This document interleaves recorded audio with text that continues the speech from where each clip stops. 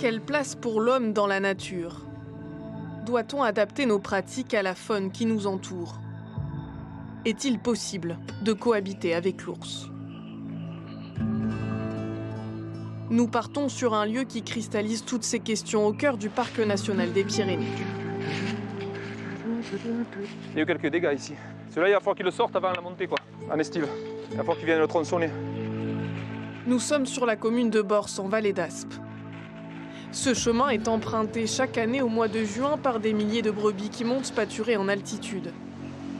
Jérôme Houillon est animateur au FIEP, le Fonds d'intervention éco-pastorale, une association qui tente de démontrer que l'activité des bergers en Béarn est compatible avec la présence de l'ours. Donc là, vous avez la cabane, et au-dessus, vous voyez avec la tôle, là, c'est l'aire de traite pour traire les brebis pendant l'été. On estime qu'il y a 4000 ans que les premiers bergers en estive. Donc le pastoralisme ici, ça fait partie de l'histoire comme l'ours, quoi. On dit souvent, enfin moi j'emploie le mot, c'est une montagne habitée, quoi, une montagne vivante. À la fois par les bergers, mais à la fois aussi par la faune sauvage, l'ours, le gypaète, le grand tétras. Il y a plusieurs habitants, quoi. Les randonneurs, des chasseurs à l'automne, voilà, c'est une montagne active. L'ours brun a failli disparaître des Pyrénées dans les années 80, victime du braconnage. Mais un vaste programme de réintroduction permet une augmentation constante de sa population depuis 15 ans. Ils sont aujourd'hui au moins 70 dans les Pyrénées. En 2018, 2 femelles sont lâchées dans les montagnes béarnaises. Une partie des éleveurs s'y oppose, comme à Etzot. Leur colère éclate au milieu des carcasses de brebis. Un des chefs de file de cette mobilisation est éleveur à Azaz-Paros. La réintroduction de 2 ours ne réglera rien aux problèmes de votre commune. 4 ans plus tard, Olivier Morin garde avant tout le souvenir de l'élan de solidarité entre éleveurs.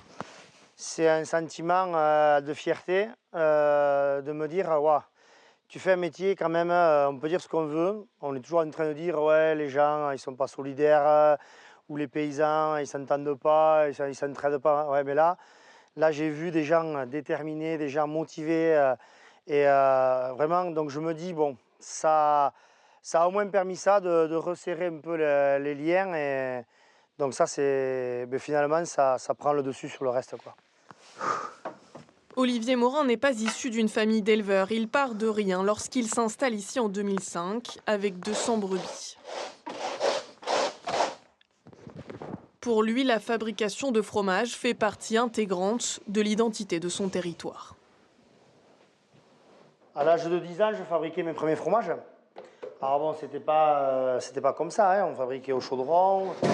De faire du fromage pour nous Béarnais, j'ai envie de dire, hein, c'est même pas une question qui se pose. À un moment donné, on est dans le fromage. Donc c'est une évidence. Hein. Allez! Ah! Hop, hop, hop, hop, hop, hop, hop. Eh ben, ça aille. Allez. Depuis les dernières réintroductions, 12 attaques de brebis ont été imputées aux prédateurs. Mises en lien avec les 80 000 ovins présents chaque été en estive, ces chiffres paraissent très faibles. Mais pour Olivier Morin, l'explication est simple. Les ours sont encore très peu nombreux en Béarn. Non. Écarte.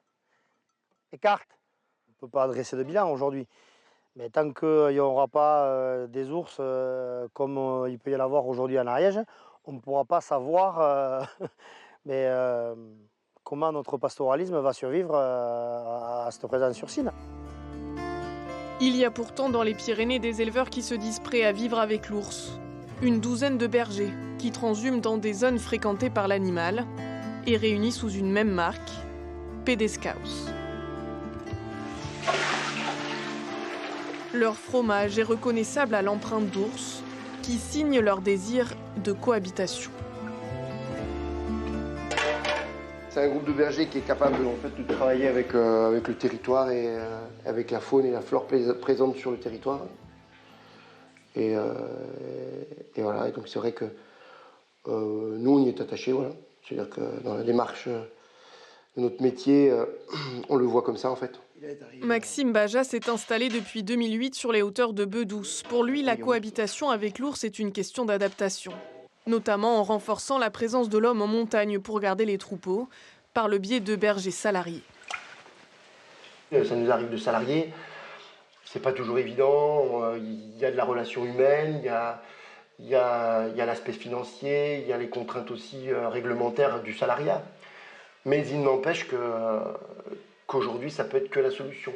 Les avantages à ça, c'est aussi une économie, c'est d'amener aussi des gens dans nos vallées. Le berger passe plusieurs mois de l'année en estive où il continue à fabriquer du fromage. Donc là, il a été fait, lui, le 29 juillet.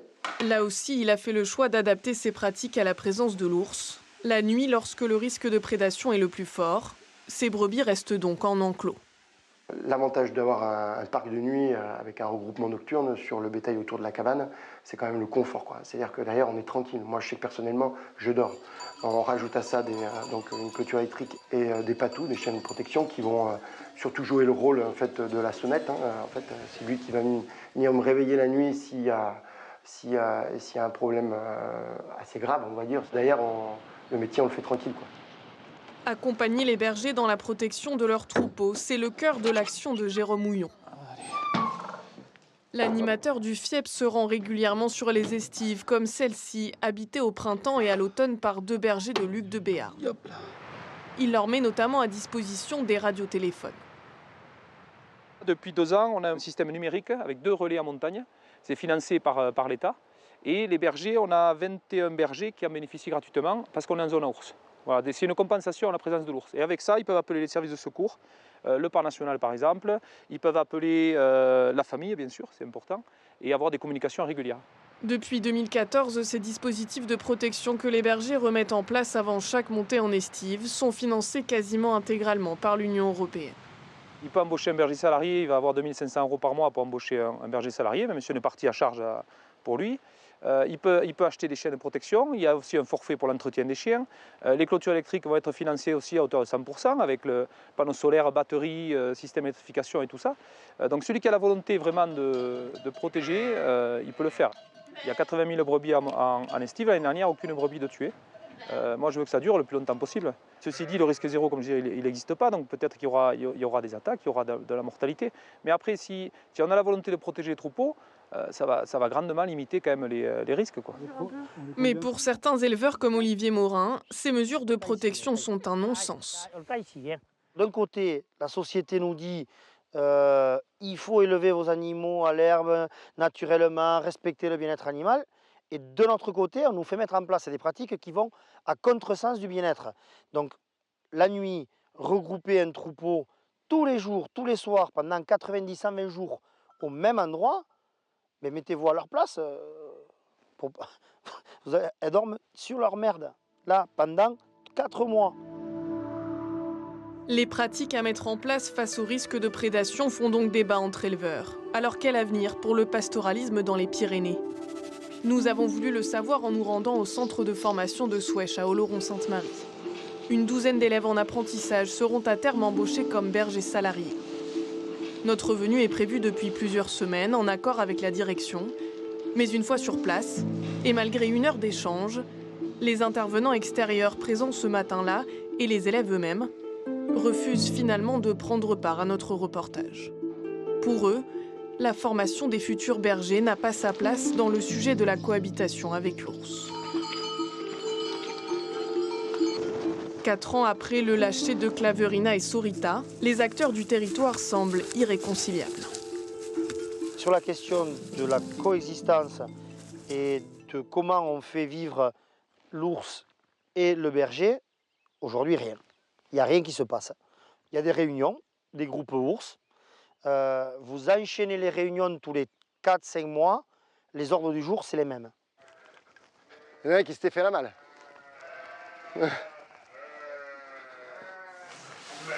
Le jour où on aura tous les bergers qui auront admis qu'effectivement on n'a plus à éradiquer comme ça une espèce parce qu'elle nous dérange, parce qu'elle nous met en contrainte, on aura fait un pas vis-à-vis de la nature, de la planète, de l'environnement, et on aura une toute autre approche. Relation passionnelle venue du fond des âges, faite de crainte et d'admiration, le lien entre l'homme et l'ours continue à alimenter nos imaginaires. Aujourd'hui, la cohabitation forcée pour certains, désirée par d'autres, nous oblige à définir notre rapport au monde sauvage.